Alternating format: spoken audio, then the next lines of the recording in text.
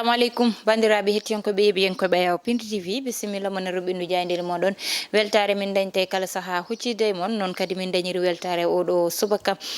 talata allarba hande ko wiɗon yo Allah waɗanin jaam goto fof salminama inde konon manama e jettoɗe serenɓe men jettake e laal gotol calminama juura berta juuɗe ñaga duwaw yuppo e Sénégal aduna fof Allah waɗana en jaami kisal hokka en folde e coupe du monde ha ko wawa arde ɗo tawa en so Allah lamdo jaɓi Allah ne wawi ɗum yo Allah waɗanen ɗum noon hettiyankoɓe yeɓiyankoɓe ko ɓuuri tengtude e jayndeli ɗi ko noon tigui sport ɓuuri hen tengtude saabu ne anda hanki Sénégal waɗi qualifié 8e de finale nane nder jayndeli ɗi caggal ɗum oto mo ganduɗa hanki nde sukaɓe nde ɓe beltetuno koye mabɓe mo dognanno oto ha oto wo woppi lawol muɗum de desi addude jeeya nane nder jayndel ɗi ha noon e ɓiɗɗo gorko biyannoɗo ne walla miñum e hakkude muɗum e agresseur uji ha wattidi warede to Keur Massar joni wonde so Allahu lamdo jaaɓi Jaynde Stade noon kañum tigui udditi damale oɗo subaka hande Jaynde Stade arani en tan e banggue baroɗe meɗen baroɗe ɗeɗon noon ɓe mbi tan oɗo saaha kay ɓe keeɓi succès mo ɓe jinnowo caggal duuɓi nogas ɗi ganduɗa ɓe jeehino ɗum coupe du monde ɗum ɗon woni ko ganduɗa ko waɗi fayida Ismaïla Sarr hanki ɓe mbi yiiti place muɗum lieutenant e équipe o ɓe mbi kay homme du match o waɗa ko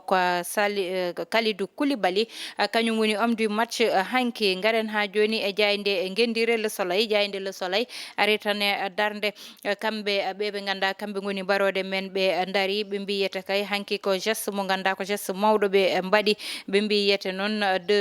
kamɓe goni deuxiéme mo groupe A ɓe mbi noon aɓe poti fo hawridde e Angleterre ɗum wonta ko 4 lewru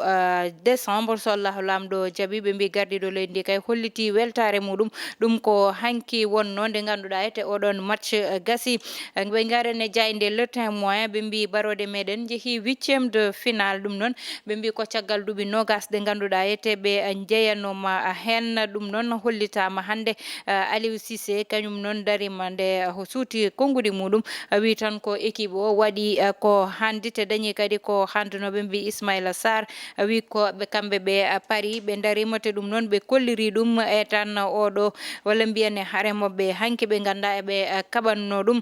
gam tan yaade 8e de finale garene jayde direct news o wiyete Sénégal 8e de finale oɗo saaha kay ɗum ko caggal duuɓi nogas ha joni tan wiya wiyede yebbi koye felo woɗɓe ɓe ndewi garen ha joni tan e baroɗe meɗen ɓe mbi yette tikke qualification o kay ɓe keeɓi ɗum oɗo saaha kay kanko Kalidou Koulibaly nannuɗo yette but o duuɓi jeeɗiɗi amone équipe o mo waɗe sélectionné ko ngol ɗo lawol Allah hokkimo but e oɗon équipe ɗum noon jayde direct news ha joni arti hen ɗum ɗon arti e konngudi Aliou Cissé wiyete ɓe jikko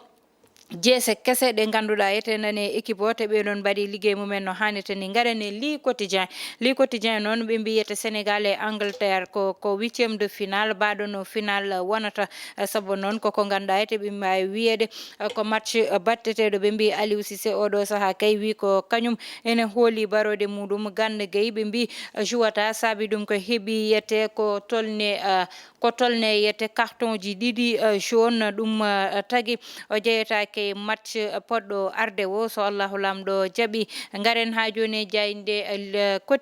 quotidien ɓe mbiyete oɗo saaha kay ko heure du Brexit tigui daari kanko Aliou Cissé kanko woni yette gardiɗo barode meɗen o wiyete ko expérience mo ganduɗa ko kamɓe fo ndendi ɗum saabi ɓe dañde ko ɓe dañi ko ɓe mbi Kalidou Koulibaly holliti hoore muɗum hanki Macky Sall kay ɓe mbi kañum ne darima gardiɗo leydi ndi wiyete ko onon goni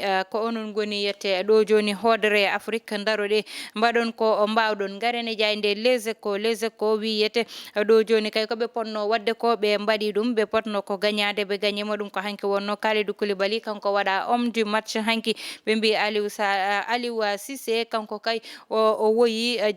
gondi makko camti nde match oɗon gasi ɓe mbi Ismaïla Sarr hanki darde muɗum yiyama no feewi Iliman Ndiaye kañum ne komo ganduɗa sénégalais ji ene namnotono ɗum muɗum kono holliti hoore muɗum koye jayde Les Échos. Ngaren ha joni jayde L'Observateur wi Aliou Cissé kay ɗo joni holliri darde muɗum caggal nde hakkude Équateur e Sénégal dañi ɗiɗi, Équateur dañi gotel. ɓe mbi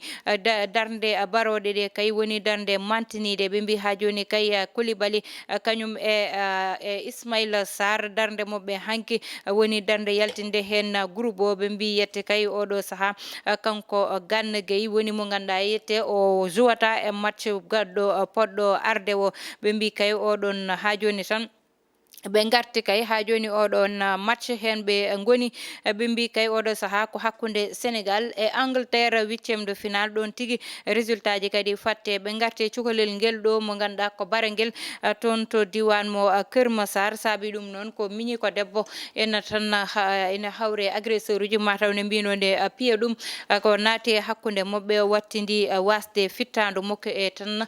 piile o ƴetti hen. jayde Vox Populi ngari ha joni tan e baroɗe meɗen wi rendez-vous muɗum hakkude duuɓi nogas ɗo joni kay ko hakkude muɗum e Angleterre foti wonde. ɗum wonata ko le 4 so Allahu lamɗo jaaɓi. ɗo e nder leydi meɗen goɗɗo cuutuɗo konngudi muɗum e jayde Vox Populi woni oɗo kay mo ganduɗa ko oɗo kay mo ganduɗa ko sardiyanke toon to suudu sardi leydi meɗen. o wi kanko o ummaki koye Yewwi Askanoji ya kono noon o ummaki to ganduɗa woni to Kébémer to gam arde ina tan waɗa bloqué. ɗum ko ganduɗa ko kañum woni budget ji ministre ko liggey makko ma waɗa ɗum ne hannirta ni. te kay kala budget garɗo mo o wot ɗum woni konngudi makko kanko oɗon nete Amy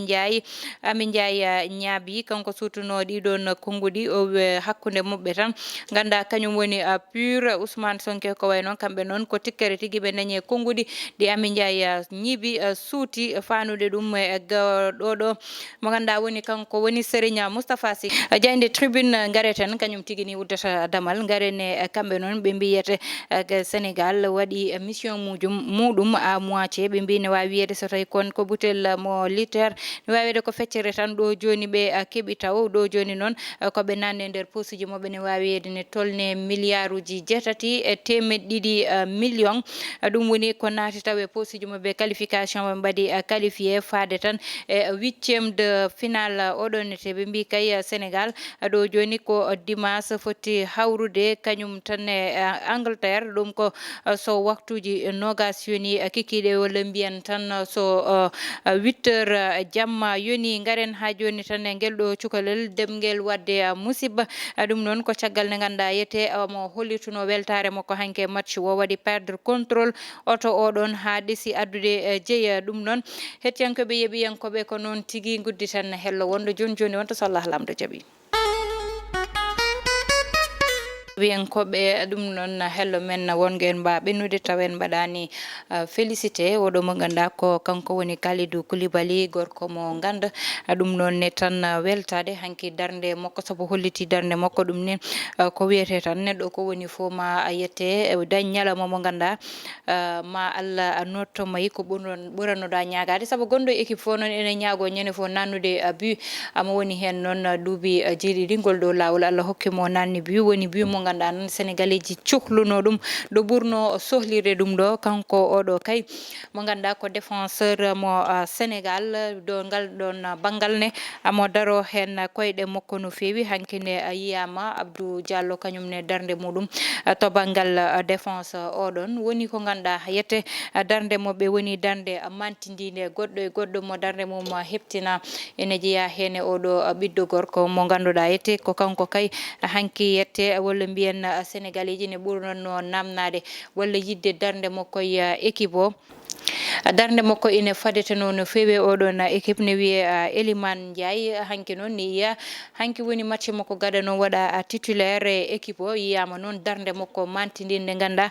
kanko pettugol makko so ƴewtidama e pettugol Sadio Mané ne wawi wiyede woɗɗodirani no fewi équipe o no wirtano ni tan ne heewi ɓe ganduɗa yete darde mumen mataw koko suuɗi so tottama poste uji poti wadde ɗi tan ma daro hen no hannirta ni hay so tawi ha joni sénégalais ji ene katti darnde Sadio Mané équipe o mo manki hen oɗo saha yete e ko way non fo tan ko wiide yo Allah rokken folde kadi hakkunde meɗen e ɓe ganda ko kamɓe goni Angleterre ɗum noon dañata ko dimanche oɗo garaw so 20 heures yoni so Allahu lamɗo jaaɓi wona 4 décembre wiide tan yo won hitande ganda fuɗɗorto ko hitande bonheur hitande jaam hitande ko ganda ete ko kañum woni kisal saabu ne anda décembre kam son jettima hen tan eɗen natay janvier wadde noon ko wiide yo won welema mo ganda ma nawen ha hitande 2023 so Allahu lamɗo jaaɓi hettiyankoɓe yeeɓiyankoɓe ko ɗon tigui guddeten roɓɓindu jayndeli meɗen wiide tan yo goto fo